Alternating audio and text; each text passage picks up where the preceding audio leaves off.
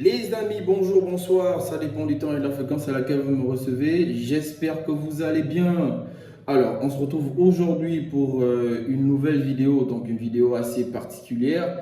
Particulière pourquoi? Parce que voilà, elle émane de la volonté de certains d'entre vous qui m'ont donc demandé de faire une vidéo qui porte sur le bilan du Barça en Ligue des Champions. Vous l'aurez compris, c'est le titre annoncé du jour, on en parle. I was there when I needed someone who wasn't getting over you.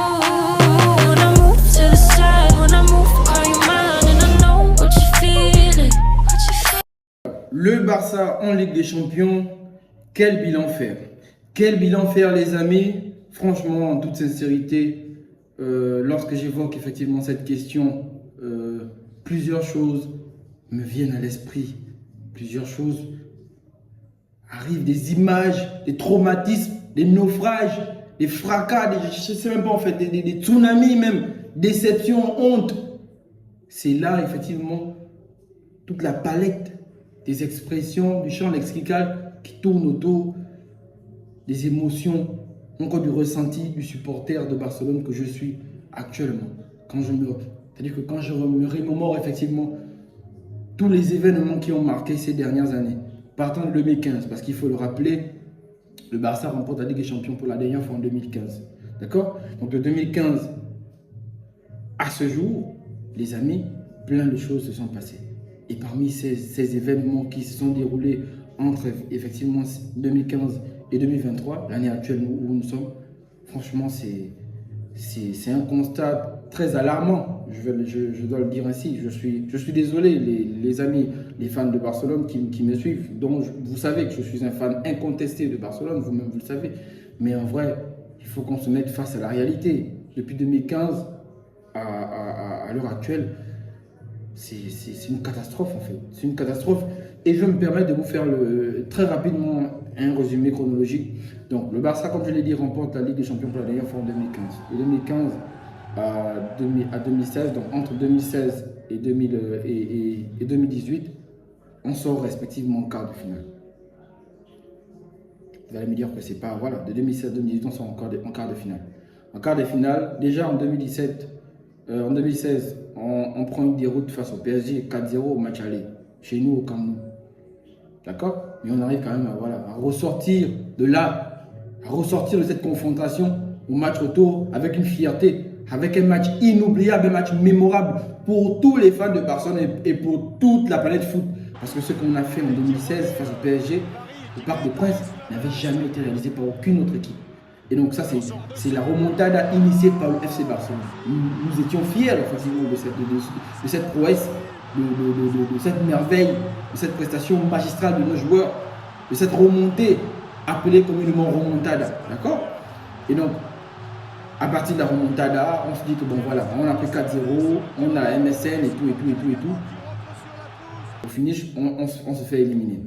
Donc, de 2017 à 2018, commencent les problèmes. Déjà en 2017, on perd Neymar. La MSN commence à se décomposer. D'accord? Donc, je tiens d'abord à rappeler qu'en 2015, on avait une équipe... Non. Quand j'y pense, j'ai mal au cœur en fait. J'ai mal au cœur. Parce que quand je me demande, quand je me souviens de l'époque de l'équipe qu'on avait entre 2009 et 2015, non. J'arrivais à me poser la question, comment ne pas aimer le Barça? Comment un fan de foot ne peut pas aimer ce jeu? Parce que le jeu qu'on produisait à l'époque, non, c'était un jeu sans conteste, les gars, en toute sincérité. Barcelonais ou pas, vous savez qu'à l'époque, on n'avait pas d'égal en termes de jeu pur. Et en 2015 encore, c'était pire. Parce qu'en 2015, on avait l'arsenal de tir. Le trio d'attaque le plus monstrueux, le trio d'attaque le plus magique que le football ne pourra plus jamais recomposer. La MSN a été imité, mais jamais égalé. Parce que même la MNM ou celle de Madrid, là, ne pouvait pas rivaliser face au Barça. Donc, mais le nom c'est quoi là? Benzema, Bale et la BBC. Benzema, Bale et CR. Vous ne pouvez pas rivaliser. Parce que ce qu'on a fait, non, vous-même vous savez, ce que ces trois-là ont fait, 300 buts pratiquement, je sais pas trop, je n'ai pas les chiffres. Vous savez que moi, les chiffres, moi, c'est pas trop mon délire. D'accord? Mais le nombre de buts inscrits par ces trois-là, vous-même vous savez, il n'y a rien à dire. D'accord? Donc je me dis en principe qu'on est quitté du statut d'équipe redouté de toute l'Europe à outsider à nos jours. Aujourd'hui, nous sommes des outsiders. On est pratiquement même l'équipe du même acabit que, voilà, j'ai des équipes comme, je sais pas, Séville, la Roma. Bon, c'est pas pour manquer de respect à ces équipes. Hein. Veuillez m'excuser s'il y a des fans de Séville et le reste, mais je sais pas pour manquer de respect. C'est pour dire en principe que quand on regarde le statut du Barça dans le temps et aujourd'hui, mais c'est le jour et la nuit. C'est le jour et la nuit. C'est traumatisant en fait. C'est traumatisant. Parce que 2015, comme je vous l'ai dit en pote pour la dernière fois, 2016, on frappe le PSG, on prend 4-0, on les frappe 6-1, la remontada majestueuse. Donc la même remontada qu'on a initiée en 2016, là, la même remontada dont nous sommes les précurseurs, c'est cette même remontada qui est venue cuire sur nous en 2017-2018 face à la Roma. Parce qu'on les frappe 4-1 au match aller, on vient prendre 3-0 le match retour. Les problèmes commencent là. Déjà, on a perdu Neymar en 2017. D'accord? Ça, c'est quelque chose qui nous a fait mal. Vraiment, au dire qu'on a eu le gourmet au Barça, on a vraiment eu le gourmet de la part de Neymar. Mais bon, on a pu se consoler. On pensait s'être consolé avec l'arrivée de Dembélé et Coutinho. Mais c'était mal connu ces deux types-là. Dembélé, d'abord, il est venu avec ses histoires de puberté ou quoi. Il est arrivé, pas d'hygiène de vie, machin, blessure sur blessure, n'en parlons même pas. C'est vrai qu'actuellement, il essaie un peu de se remettre au niveau, de faire des choses bien. Mais on sait tous le parcours qu'il a eu au Barça. Coutinho, n'en parlons plus. Flop total. Même parent que l'autre qui est de l'autre côté chez le Real de Madrid. Son nom c'est quoi? Hazard. Même gars. Coutinho est venu au Barça. Quand on regarde les prestations qu'il donnait les deux saisons précédentes à Liverpool, c'était normal qu'on l'achète pour essayer de pallier le départ de Neymar, un Brésilien contre un Brésilien. Ensuite, on ajoute un ailier fulgurant comme Dembélé qui faisait des merveilles à Dortmund et à Lille. On s'est dit que bon, vraiment, le gourmet était passé, mais c'est mal connaître.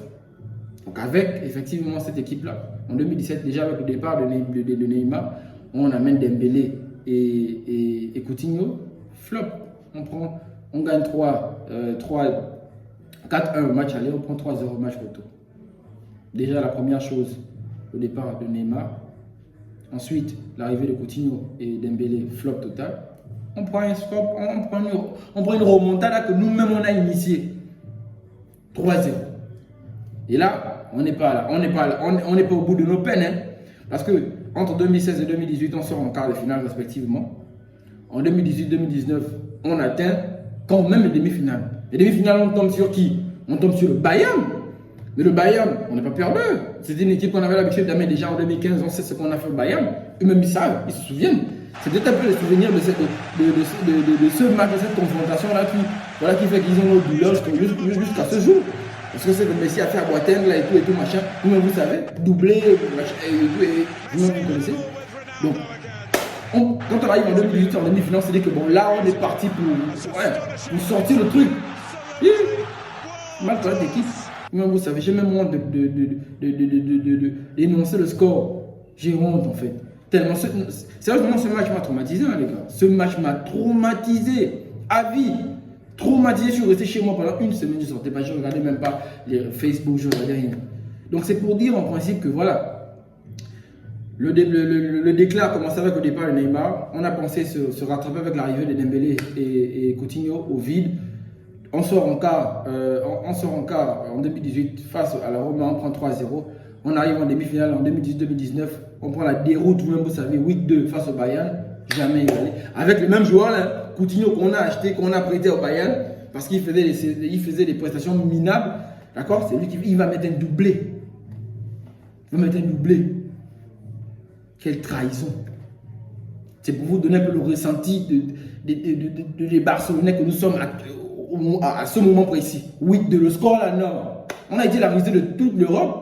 Donc aujourd'hui, quand on se moque un peu de Madrid, c'est un peu pour essayer voilà, d'avoir une petite vengeance quant aux moqueries qu'on a essuyées lors de cette déroute qu'on a eu à prendre là. Donc, de 2018 à 2019, vous savez, 2019 à 2020, là encore, problème. On arrive face à Liverpool. On les frappe au match aller, 3-1. Match retour, vous-même vous connaissez. Ils nous damnent. Vous-même voyez. Vous-même voyez. Ensuite, Messi part. Messi part. Parce que déjà, comme je l'ai dit, de 2016 à 2018, c'était les quarts. 2018-2019, on a atteint les demi-finales. Mais après 2018-2019, c'est fini. On est resté que là. 2019-2020, on est en quart de finale face on appelle ça comment à Liverpool. Et vous-même, vous savez, la double confrontation. On gagne le match aller avec un match merveilleux de Messi qui met un coup franc qui est resté dans les têtes de tous les fans de foot. Une précision magnifique. On se dit que bon, là, on est reparti sur de bonnes bases. On est parti pour reprendre ce trophée cette année. Oui, il faut mal connaître. Pap, match retour, on prend. Donc, c'est pour vous dire que la remontada, la chose que nous-mêmes on a engagée là, c'est venu cuire sur nous. C'est bien venu cuire sur nous, bien que parce que là maintenant, t'as dit que je sais même pas, même quand le Barça gagnait le match aller, le match retour, on n'est même plus à l'abri. On n'est même plus à l'abri. C'est combien, c'est pour vous montrer combien de fois nous sommes traumatisés en France. Moi personnellement, je suis plus serein en fait. Je suis plus serein. En toute sincérité, je suis plus serein. Et donc 2021, Messi part au PSG. Bon, le reste, vous savez, on ne dépasse plus les phases de groupe. 2 années consécutives, on dépasse plus les phases de groupe. Donc là, je vous ai fait la genèse, je vous ai fait un peu le bilan de partant de 2015 à 2023, à l'heure actuelle où je vous parle. Le Barça, le résumé du bilan est catastrophique. Catastrophique dans tous les sens du terme. Il n'y a rien à en tirer, rien à en tirer. Parce que vous ne pouvez pas prendre le mérite de gagner un match aller et vous prendre une déroute au match retour. Quand on sait que cette situation, ce renversement de situation, c'est vous qui êtes les précurseurs, c'est vous qui avez initié ça, c'est nous qui avons initié la remontada. Mais la remontada est maintenant en train de cuire sur nous. Donc aujourd'hui, quand on se plaît à charrier les Madrilènes et tout, à les niquer parce que voilà, ils ont perdu 4-0, machin et tout. C'est normal. Dans la rivalité, oui, mais dans le fond, nous ne sommes pas légitimes. Nous ne sommes pas en droit, en réalité. Nous ne sommes pas en droit de les niquer. Parce que nous, les scores de ce genre, on en a pris. On en a pris. Et ça, c'est vraiment, on en a pris des scores de ce genre. Donc, c'est vraiment alarmant, en fait. C'est un constat alarmant. Vous voulez que je fasse quel bilan, les gars? Je tiens à rappeler d'abord même que la majorité de ceux qui m'ont demandé de faire ce bilan, ce sont les Madrilènes. Leur intention, sans doute, était de nous mettre, parce qu'on les a niqués depuis les jours précédents, là. Leur intention était sans doute de me mettre et de vous mettre aussi, vous, les fans de Barcelone, face à la réalité de notre club, face à notre situation actuellement en Ligue des Champions. Et ça, c'est une vérité. Parce que quand j'y pense, en vrai, ils ont raison s'ils me le disent. Parce que c'est un pote qui m'a décidé à faire cette vidéo. Je dédicace au passage du côté de Casablanca au Maroc. Donc, Chris Badra, big up à toi, bro. Donc, celui qui m'a demandé de faire cette vidéo, c'est un Madrilène, on sait, on est frères. Voilà, on se nique. En tout cas, c'est une rivalité saine. Il connaît. Donc, quand on fait ce nos débats, c'est là il m'a demandé, voilà, et tout, faire le bilan du Barça en Ligue des Champions. Mais comment je me suis assis pour penser à ça, j'ai eu des maux de tête. Parce que quand les souvenirs là remontent dans ma tête, j'ai la migraine, j'ai mal à la tête, en fait. J'ai mal à la tête. Et donc là, j'invite, c'est un cri d'alerte, en fait. J'espère que cette saison, la saison à venir, 2023, là, la saison à venir, 2023-2024, qu'on fera réellement les choses à la hauteur du club que jadis nous avons été dans le temps. Parce qu'actuellement, le Barça n'est plus que l'ombre de lui-même.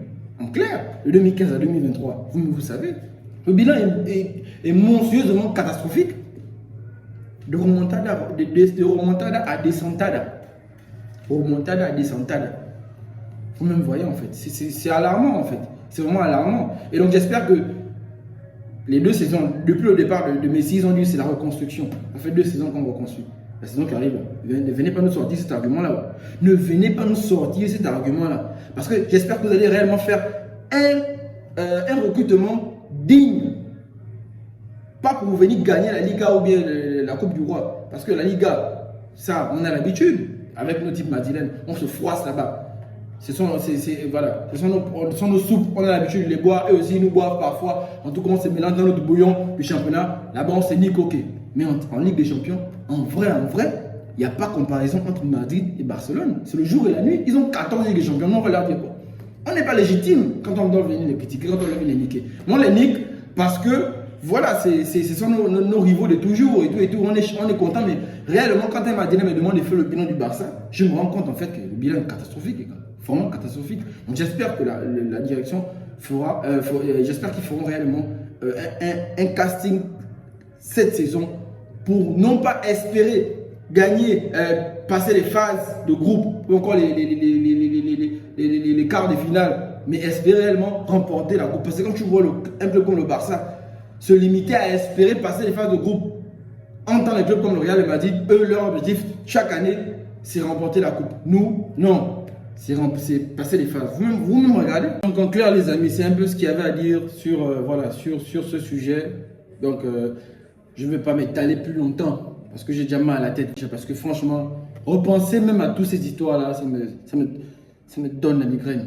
Donc c'est un peu ce qu'il y avait à dire sur le bilan du Barça en Ligue des Champions. J'espère que le contenu aura été plaisant pour certains, sinon pour tout le monde. Si c'est le cas, n'oubliez surtout pas de liker, de partager, de vous abonner, mais surtout d'activer la cloche de notification pour ne manquer aucune de mes prochaines vidéos. D'accord? Donc d'ici là, on se donne rendez-vous pour la prochaine vidéo. Je ne sais pas sur quoi elle portera, peut-être sur la finale simplement, ou alors si certains d'entre vous ont des sujets qu'ils aimeraient que je puisse aborder, vous laissez simplement un commentaire sur la vidéo actuelle, et puis voilà, je me ferai le plaisir, voilà, de faire une vidéo spécialement pour le sujet proposé. Donc d'ici là, je vous souhaite de passer une excellente journée ou une excellente soirée, c'est selon, et surtout, prenez soin de vous.